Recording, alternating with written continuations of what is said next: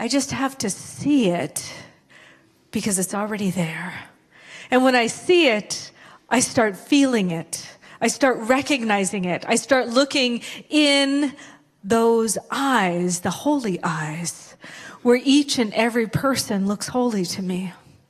Where I forget all of our divisions and all of our separations, and I recognize and know that this holiness is my holiness, that this truth is my truth, that it moves in and through me and in and through my community. And so as I tune in and tap into that holy revelation that is happening as this community right now, I know and claim that this service has been divinely inspired and blessed, that the seeds have been planted for the infinite potentiality to birth through each and every one of us so that we get to see what powerful blooms, what mighty blooms we may be. And so I'm grateful to acknowledge this truth, to see it, to feel it, to embody it, to embrace it, and to claim it on each and every one of our behalfs. And to know I'm just seeing what is, and I love what is. And so it is. Good morning, CSL. All right. Good morning, everyone here in the house. Good morning, those of you online. My name is Karen Cleveland. I'm a minister here with Centers for Spiritual Living Seattle, and it's wonderful to see you here.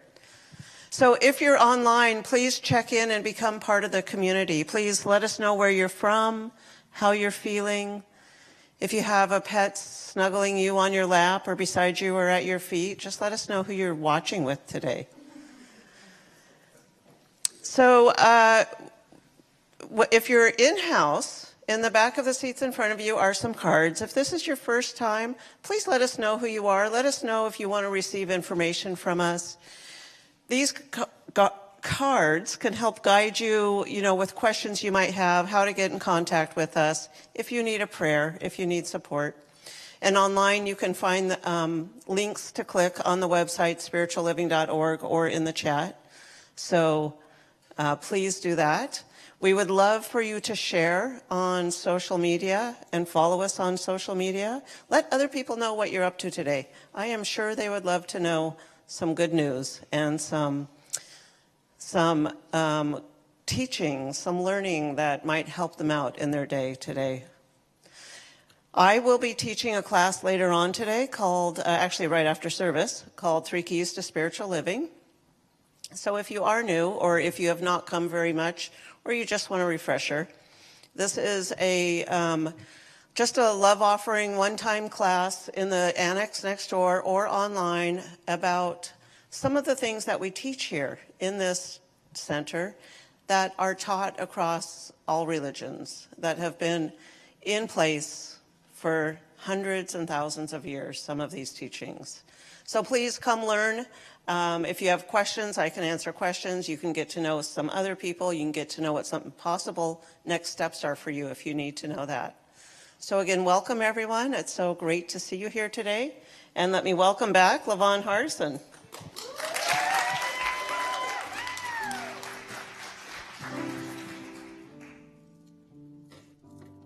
So I have to give you a little introduction to this song. I wrote this song back in March, and it was part of a Bushwick. If you don't know, Bushwick Book Club, it's a fabulous thing. You read books, and then they have artists come and write songs about these books. And the book was I Sing the Salmon Home, and it was a collection of poetry of Northwest poets talking about their relationship with salmon. It's a beautiful book if you get a chance to take a look at it. And I'm come from the East Coast. I come from the land where it's dangerous to go outside. Seriously, I grew up, that's how I grew up, So when I moved out here and I was courting my husband and we'd go camping and he's picking stuff off the bushes, eating it. The only thing I could think of was I got to drag his dead body down the hill because I was just it was a scary place. And so this is no better than the first time, is it?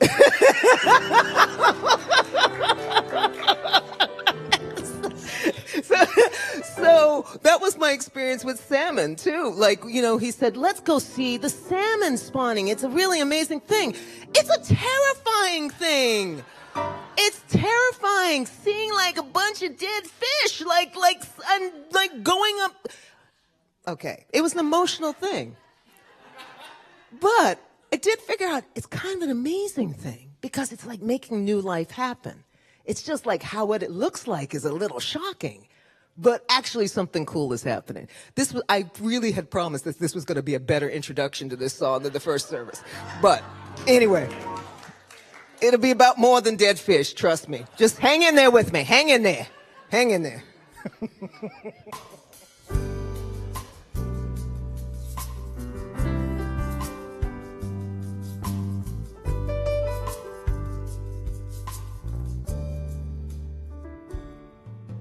You said, let's go look at some fish.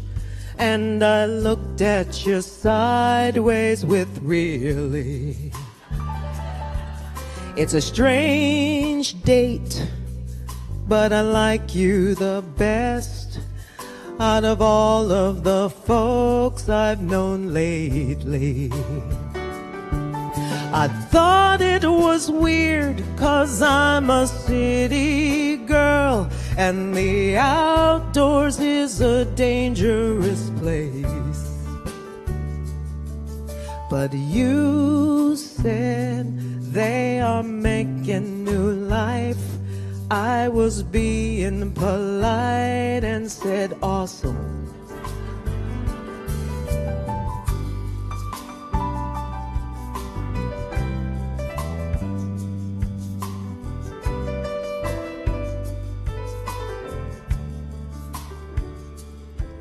We walked through the mud and the rain, through ferns, Oregon grape, wet and chilly.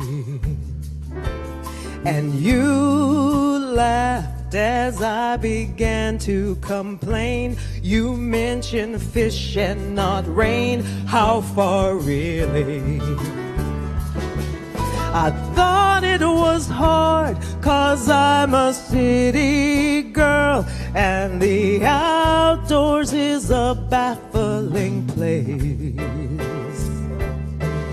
But you said almost there will come upon some. I was being sarcastic, said awesome. There, breath caught in my mouth. Back again. Fighting upstream, smelling red again. Dreaming and thrashing through foam.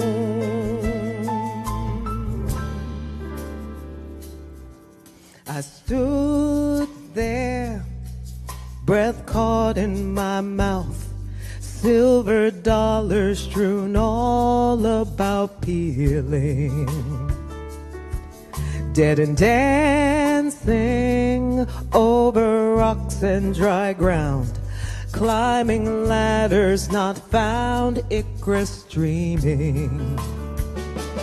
It's amazing and disturbing, I'm a city girl and the outdoors is a crazy place.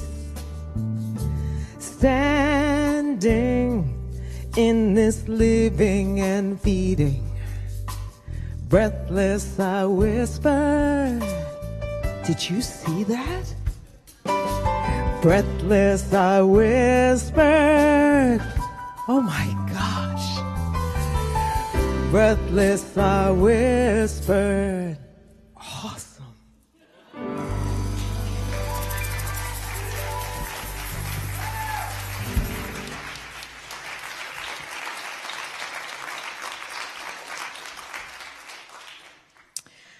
Hello, everybody. I'm Reverend Abigail, and I am your education director here. It is my pleasure to welcome our guest minister we have with us today. Reverend Sharon Ramey isn't exactly a guest because she's been a member of this community since 1994, and she became a minister in 2005. And she did move away from the area in 2017, but fortunately, we have retained her, which I'm very excited about. We still have her teaching classes from Texas, which is amazing. And she, by the way, if you want to take her class, it's once a month. It's about embodying mysticism in your daily life, and it's really cool. So you can still do that. It's a drop-in. You can either take it by month or you can buy the whole series for the whole year. But besides that, one thing I love about Reverend Sharon is she is absolutely delightful. She's got a huge heart and she's very funny. And so it is a pleasure to welcome Reverend Sharon Ramey today.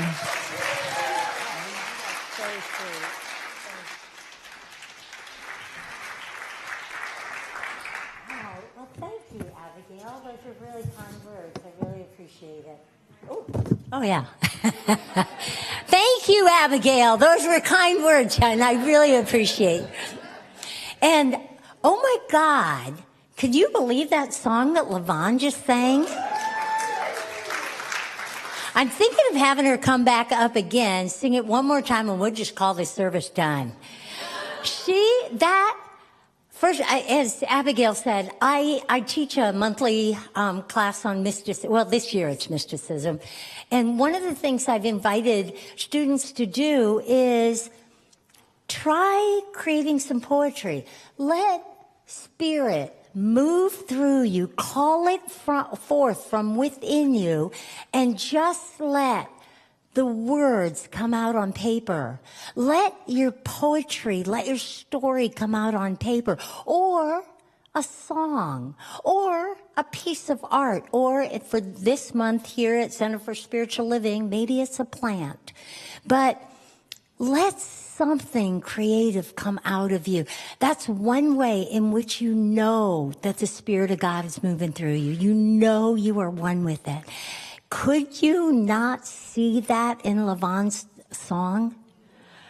Oh my gosh, that just gave me goosebumps. So, thank you. Glasses, mic, and do I have everything? Okay.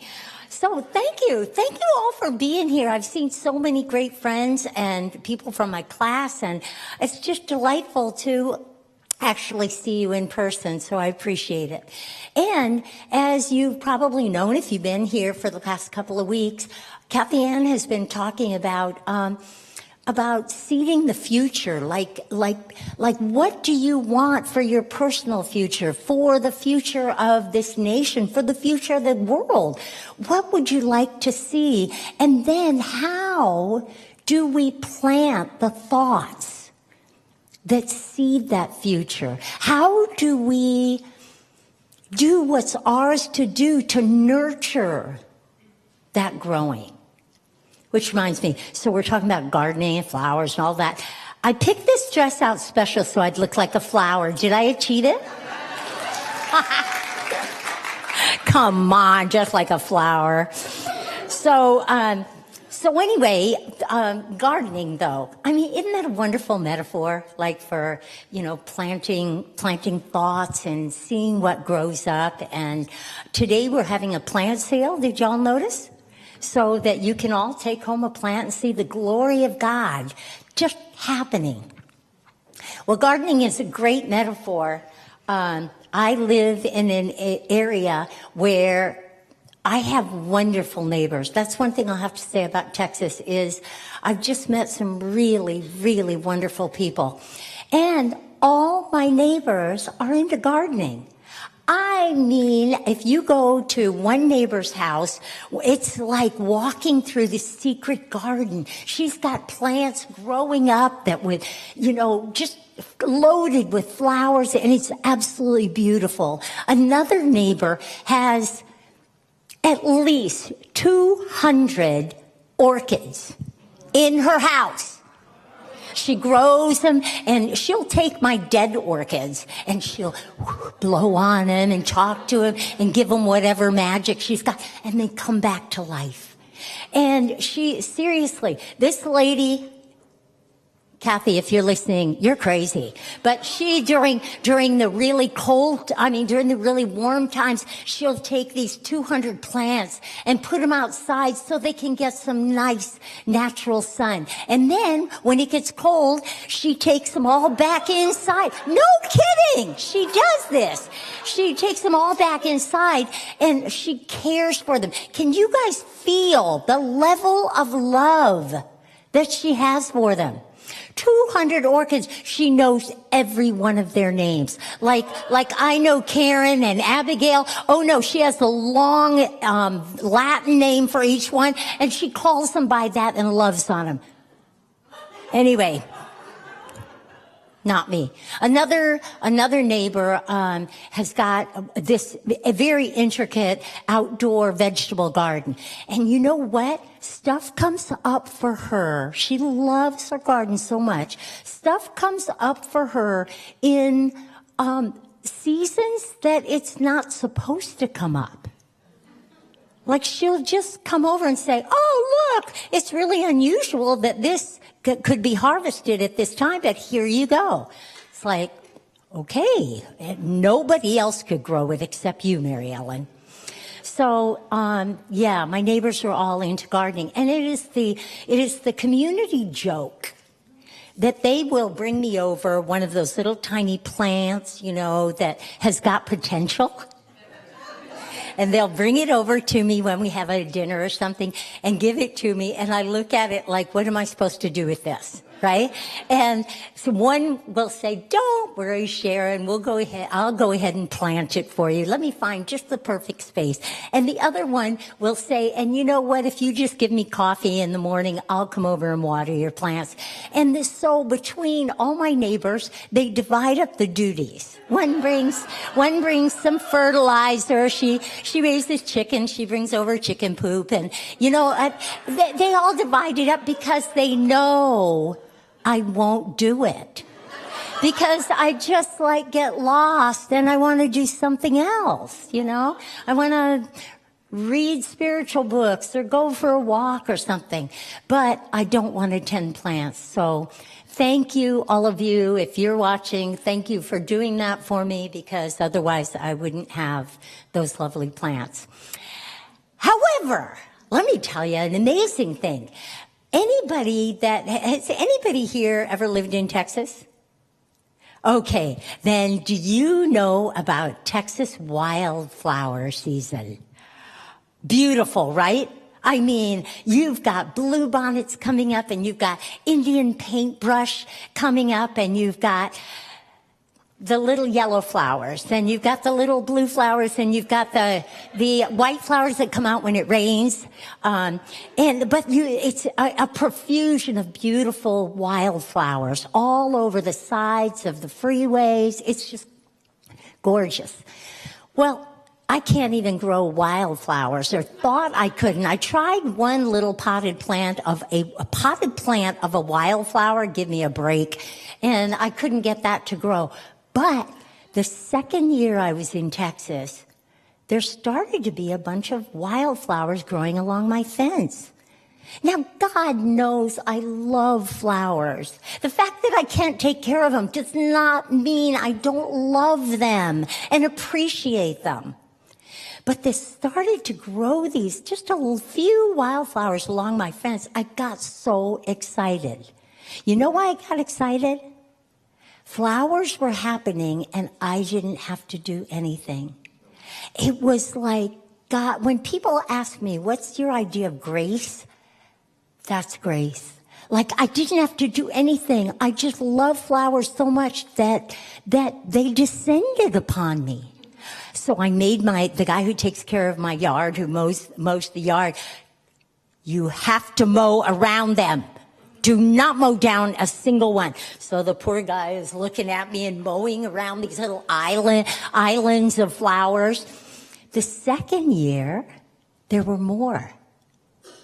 The third year, even more, to the point where half my whole front yard is covered in the beautiful wildflowers. All different colors. They're beautiful. I never did anything for them. They grow. I don't even have to water them. Even my neighbors, my horticulture neighbors, come over and marvel at them. So, but what did I do? Well, I didn't do anything. No. I noticed them. I noticed them. I gloried in them. I gave thanks for them. I often go out in the morning just to check if they're still there. I love them. I love them.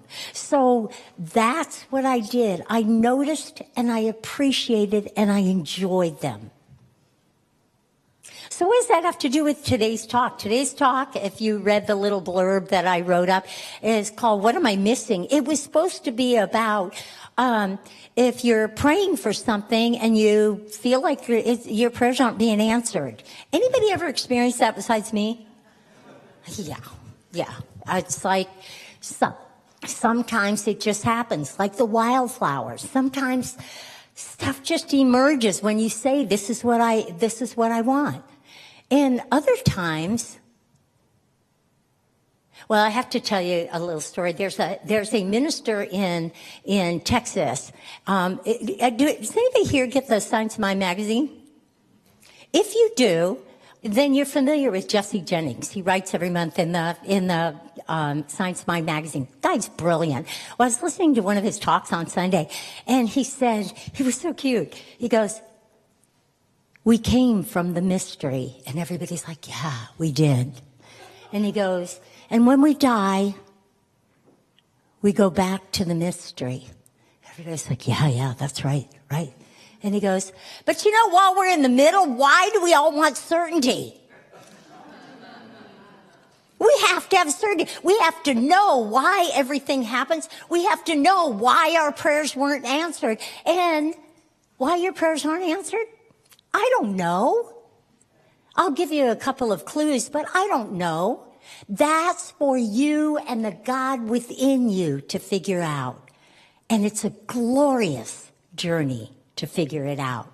So I'll give you some ideas. One is, you know how they say that if you pray believing, hi Peter, if you pray believing, then you will receive. Anybody heard that? Isn't it a great promise? It's like, yeah, okay, all I have to do is believe and it'll happen. But sometimes we have competing beliefs. What? Yeah, really. Sometimes we have competing beliefs. Like one of us may decide that we want to have great health. Whatever it is we're suffering from, we want that gone. Anybody been there besides me? We want it gone. We want to feel energetic and spot on. And nothing's happening. Well, sometimes maybe tucked way inside our subconsciousness is this idea, if I felt completely well, I might have to do something with my life. I might have to follow that call. If anybody here read an author called Tosha Silver? She's incredible. And so those of you who've read her know she spent years in bed, just years, like really, really sick in bed. And I think it was the only thing that really moved her out to get healed was she finally said yes to divine order that called her to be basically a mystic. Yeah. So she writes and she speaks and she helps people out. But it was kind of that, yes, I will say yes to that. And then she got well. She found the right people to help her. So sometimes we say we want health, but is there something underneath? Just ask yourself that. Just ask yourself. Sometimes we say we want to be abundant. Yeah, use the R word. We want to be rich. We want money to fall like waterfall from the sky. At least that's been my prayer in the past. Just waterfall from the sky. I'm ready for it, baby. And, but then sometimes if we look a little deeper, the competing belief might be that, I don't really trust rich people. I mean, really wealthy people, they might not have gotten their wealth in a nice way. And what are they doing with all that wealth anyway? They should be sharing it with all of us, right? So sometimes we think, I want wealth, but I don't want it. Right? So just look. Just look inside, ask. What about relationships? Anybody ever want the perfect partner, that person that will complete you and you'll be in relationship for the rest of your life and honored and respected, and then discover that maybe the little competing belief is that in all the relationships you've had before, you haven't been able to trust them, or you've gotten hurt by that person, or something's happened where you're not really sure you do want to be in relationship again. So, God, this is what I want. Oh, God, this is what I don't want. God, this is what I want. Oh, God, this is what... Do you see how the beliefs can... So, another thing is, this is one thing that Reverend Don talks about a lot, that we make covenants with the Spirit. We make covenants about, okay, I really want, let's take health, for example. And I covenant with God that I will accept health and I will do nothing to make that happen. How many of you have ever tried to make health happen? And was it successful? Not very. Being able to covenant and go in partnership with the Spirit where you say, I want to experience health and I will do my part and leave the rest up to Spirit.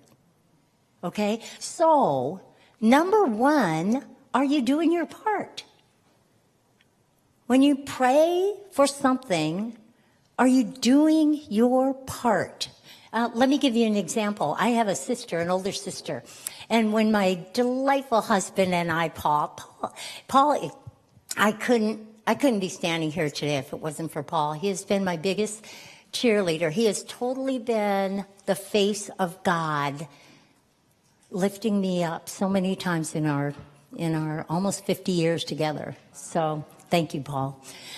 Anyway, Paul and I finished a remodel on our house, and I was telling my older sister about it, and she said, oh, I want to do a remodel too. I said, yes, go for it. And she said, I can't afford it.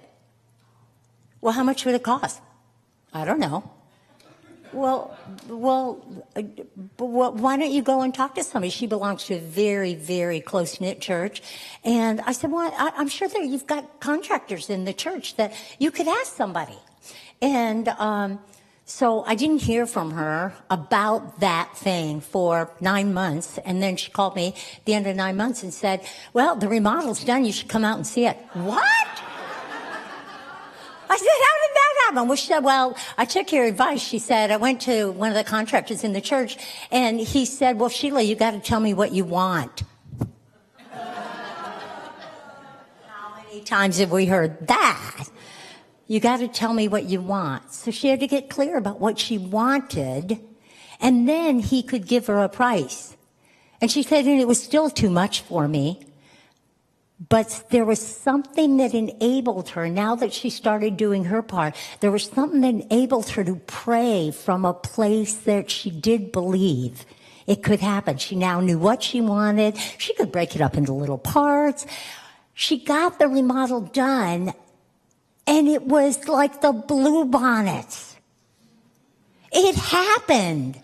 people sprang up over here and said, well, you know, I could do your tile work for you. You sang at my daughter's wedding. I'd love to do that for you. Somebody else sprang up like a wildflower over here and said, you know what, Sheila, I can do the framing for you. In fact, if you give me your son, doesn't it sound like give me your firstborn son? Yeah. No, if you give me your son, she had 7 kids. She could spare one. If you give me your son and he comes to intern for me, he can help me with the building of it, right? And so all sorts of things, like the blue bonnets, all sorts of things started to happen, and her remodel was done. Is it still too much for her? When she looks back, she goes, I don't know how that ever happened. I don't know how the bluebonnets sprang up. So, check to see if you have competing beliefs. Check to see if you're doing what's yours to do. Do you know how scary it was for my older sister to go and get a quote? I felt like that before. I might look foolish if I don't have the money up front and I go and ask for a quote. That'd be stupid. So something in you will give you the courage to do what's yours to do. If you're really asking for something in prayer, there's something for you to do. And one other reason in my life that prayers haven't been answered is because there's something better. Anybody ever discovered that? Something better on the horizon. Paul and I decided that we wanted to buy a house. We made our list. Single thing that we want. Even to the point of we want the sun to rise in the east, and that's our view in the morning. No, that sounded like I had an option of the sun rising in the east. No, we wanted our house to face the rising sun. Better said, right? Yeah, so you're really getting demanding, Sharon. So anyway, we found a house that was just beautiful. Actually, I fell in love with the 10-foot sculpture in front of the house that went along with the sale, maybe more than I love the house. But I really wanted it. And we made an offer on it. We didn't get it. In fact, it got sold to somebody else. And oh my God, the wailing that happened. Not Paul. Paul was very cool and calm. He was like, Sharon, it's going to be okay. There's something else. But no, nobody else has this 10-foot sculpture.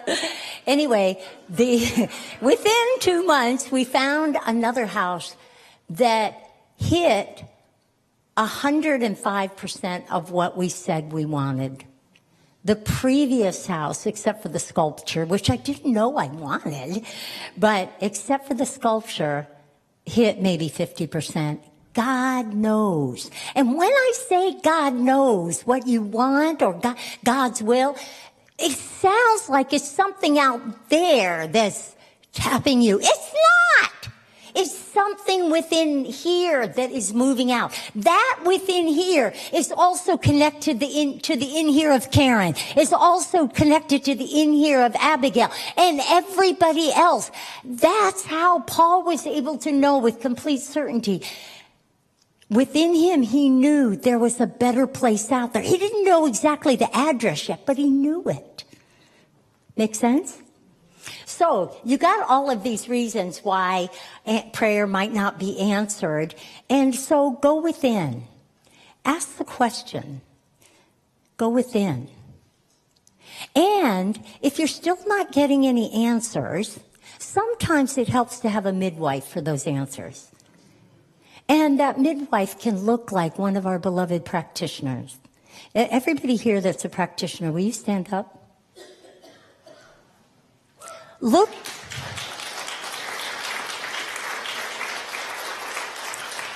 around the room. Look around the room. When you feel stuck and it's like, I can't hear the voice of God within me, contact one of these people. They know they know you as the face of God. They know that you are filled with the power, the intelligence, the love of God. And they can be such an open vessel that you will discover what is standing in your way. So thank you all. Thank you all for your commitment to seeing the world in the way that God sees the world. So, back to the wildflowers. What's yours to do? Maybe what's yours to do today, just because it's a gardening metaphor and I dress like a flower and we're talking about wildflowers and stuff. Maybe what's yours to do is to just notice. Just kick back into the relaxation of, I don't have to do a lot. I have to do what's mine to do, and God will inform me when I need to go get a quote from the contractor. But other than that, I need to open my eyes and behold the glory that is coming up all around. Even when my sister was getting the contractor, do you realize the glory of God that was happening when all these people said, well, hell, I can help. No, they didn't say hell. They go to church. Heck, Sheila, I can help you with that. Or, yeah, let's do this. And, ways in which the glory of God was showing up as everybody else. Maybe what we're being called to do is to just notice when the good is showing up. Notice the good, the beauty around us. Notice when good happens. But why would we do that? So what? Guess what? Those of you who've gone to Beyond Limits or Reverend Karen's class know that one of the things that happens is that what we notice multiplies. If we start noticing good, like the wildflowers, we will start noticing other good. If we start noticing people showing up to help us with a project, more people will show up. It's the way of the universe. In the Bible, so I'm going to ask you, okay, Karen? So, are you ready?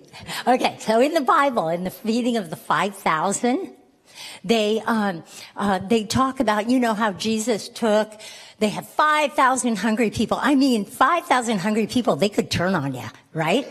So they have 5,000 hungry people. And he had 2 loaves and 5 fish, or some combination of that, right? And so what does Jesus do? Oh, Lord, I give you that, or Father, I give thanks, make this all work, please, today. And he tells his apostles, go ahead and pass it out. The apostles do. What happened at the end, Karen? There are 12 baskets left over. Yes! Now, don't you think the Bible authors could have stopped at, and everyone was fed? End of story. No. Somebody thought to notice the abundance. Somebody thought to notice and tell about the profusion of good. They didn't all just get fed. There were 12 baskets left over. That is the way God works through us. God does not work through lack or limitation. God works through abundance, and there's lots left over for everyone.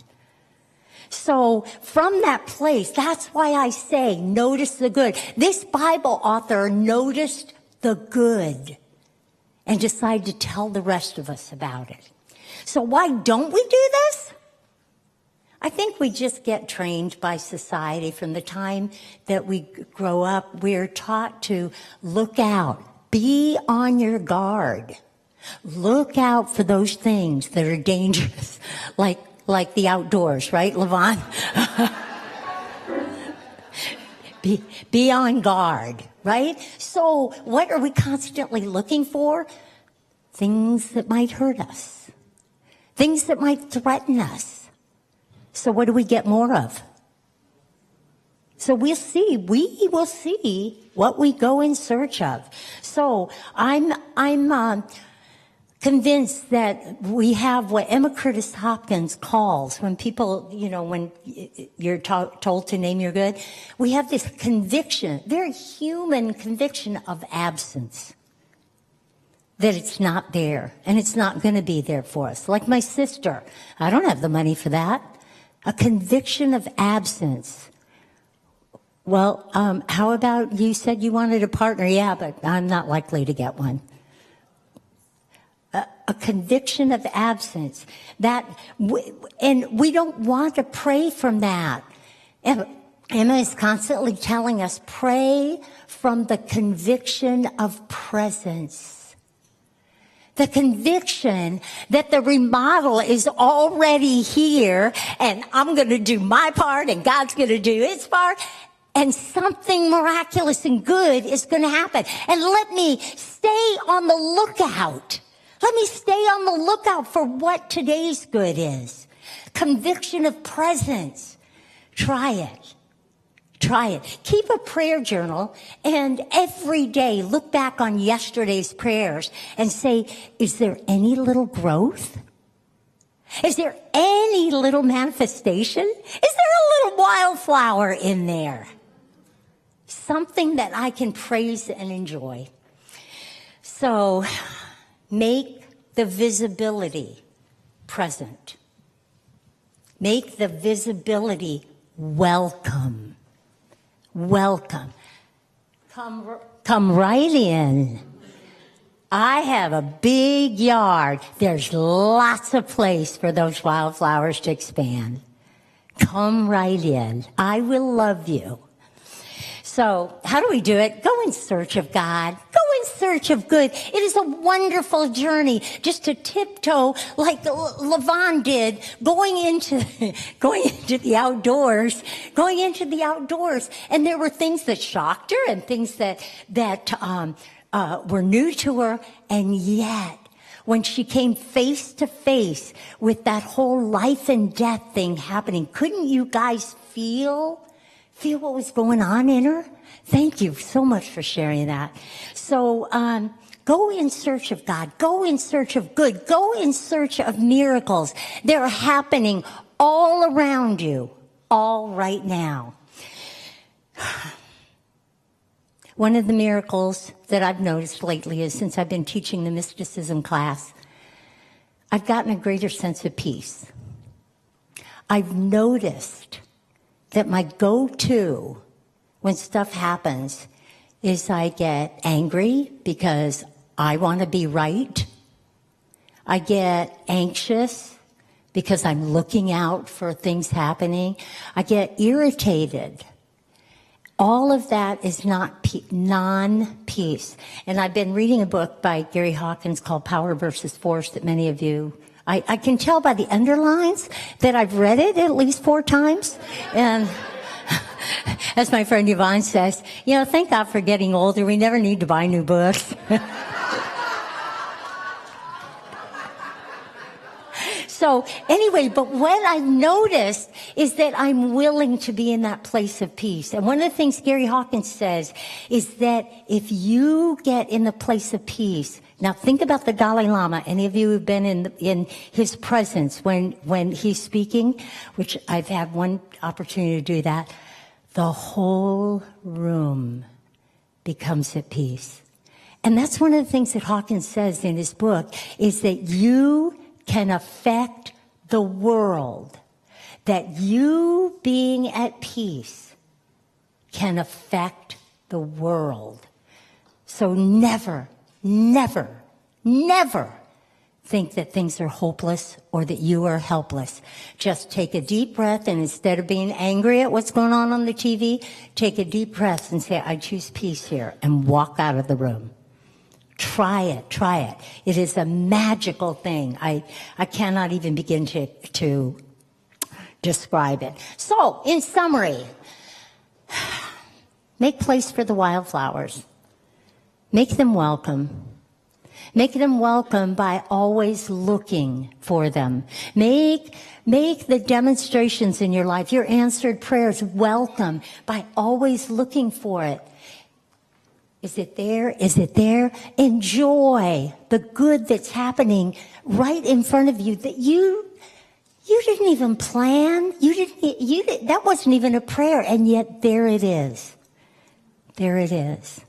So, that's my summary, to invite you to have the conviction that good is happening, look for it, see it, and become that contagion to the world.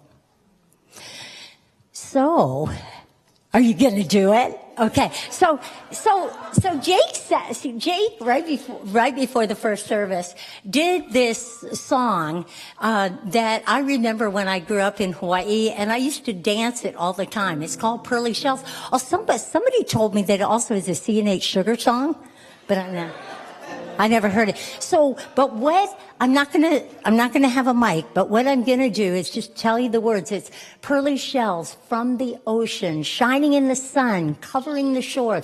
When I see you, when I notice you, I can't tell you how many times I've walked along the beach. Oh, my life is so horrible. And there's all these pearly shells that will remind you of the love in your life. So.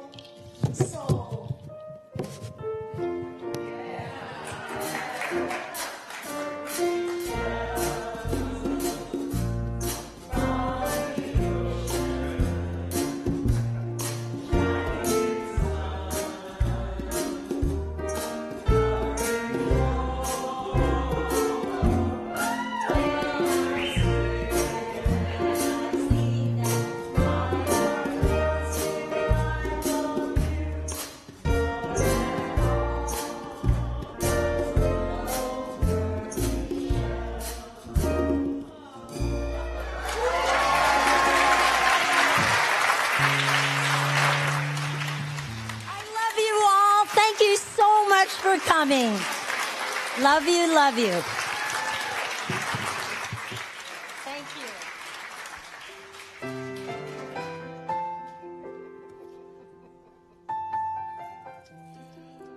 Can I package you and bring you home with me?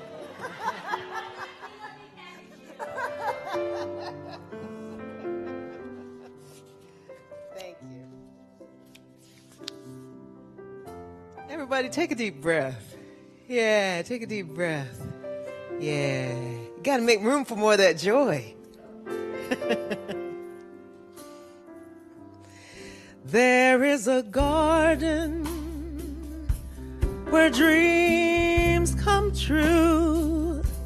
A beautiful garden where God's grace blooms.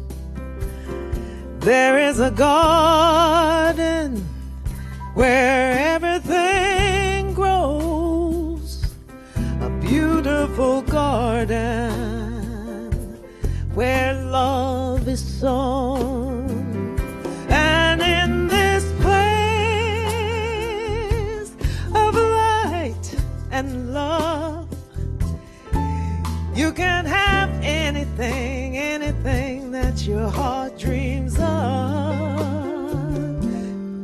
There is a garden where dreams come true. A beautiful garden, and that garden is you.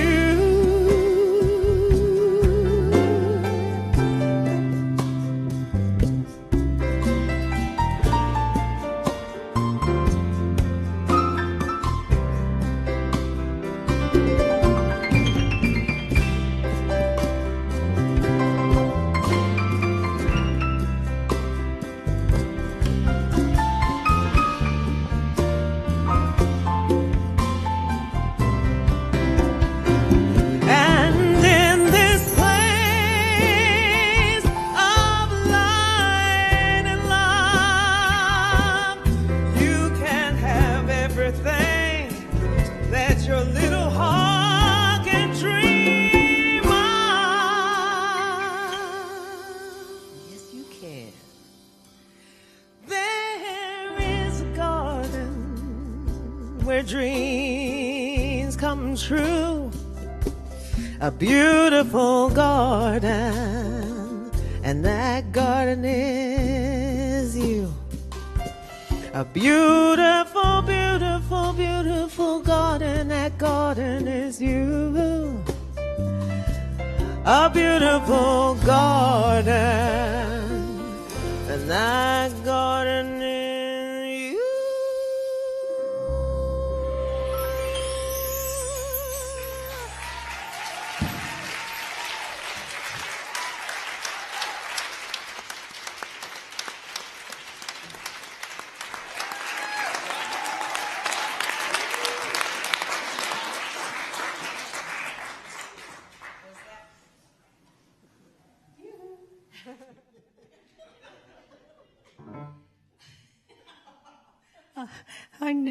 I keep forgetting that we now have sound effects. This is kind of cool. Look, by the way, didn't Sharon look beautiful against the backdrop of the, yeah. And those were bamboos. So if we're talking about something that'll grow, may I be the bamboo of goodness. Because they grow and they grow and they grow and they grow and they sneak into other places they're not supposed to go. I'm here to do the announcements. But I also was informed that sometimes we don't give people enough time to create a gift. So I'm just letting you know that I'm giving the announcements, and then I'm going to open up a space for you to give to this community. Because I'm really getting how valuable this community is. I mean, I'm searching all the time, and I'm seeing these people offer things. And for only $900, you can get what we tell all the time. So what we do is we provide information that's universal, it's ancient wisdom, and it works. And anybody can come here all the time they want, and we're not charging at the door. But that does mean we still have all of this. So those people who can give, I ask that you think about it. And from now on, I'm going to give you time. Because we want to continue to have this high a caliber of giving. So thank you for this. But right now, while you're, writing checks and filling out the cards in the front with your credit card and we have to change this for just a second. But in a minute, you're going to see all the ways with Zelle and, text to give but they have it in order, so never mind. And everybody's going, Kathy Ann always switches things around. Oh man, all the ways that you can give electronically is up right there. So let's talk. Gourmets for God. How many of you have got your auction? What do they call it? Catalog. Was that good or what? I've already picked some out, but I'm not going to tell you.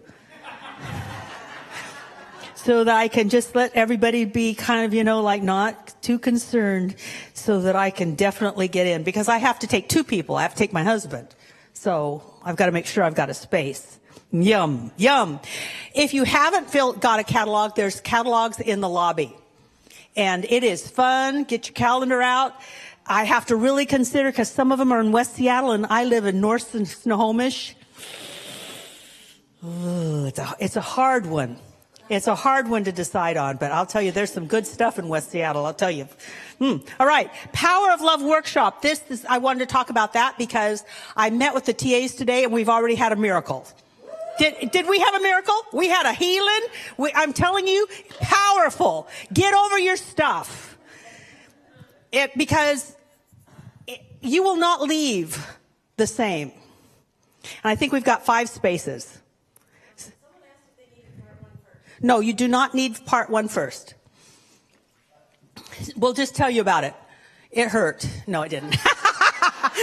It was wonderful. It was really wonderful. So part 2, if we've got spaces for 5 people, I encourage you to sign up. In fact, we'll have a few because somebody won't show up, but trust me, it's going to be great. I mean, really, we've already worked out the details.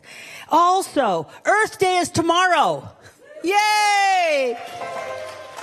And so you can get plants. indoor, outdoor plants. Mama Nature will be very proud of you.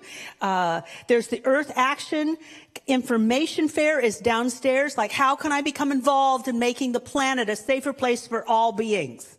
Everything. Information is wonderful. Also, just the intention to walk more softly on the earth will make a difference. So think about that. Do the action, but know that this is sacred.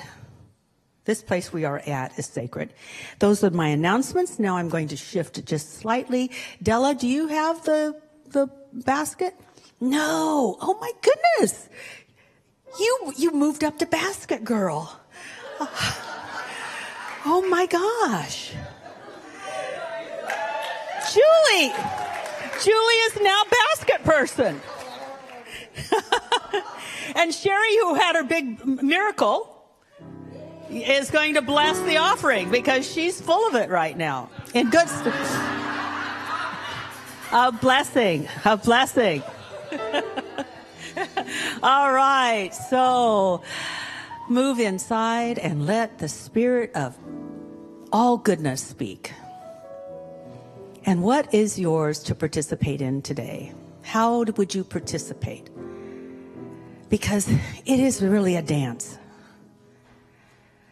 You listen, you receive, and then the dance is, how have I been affected? How have I been encouraged? How have I been blessed? How have I been inspired? And what does that call forth from me now? And then from that place, that holy, holy, holy place we give. And it's fun.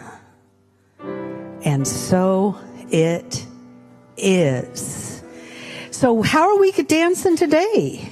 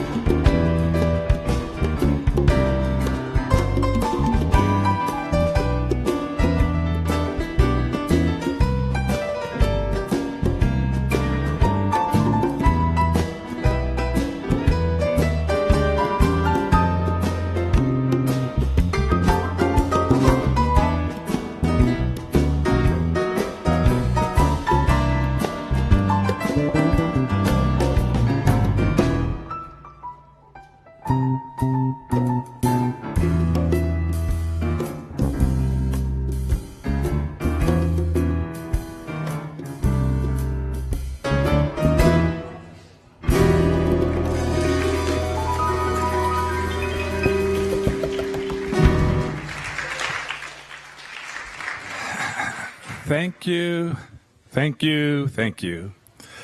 And I think we should just do this all over again, especially the dance. That was powerful.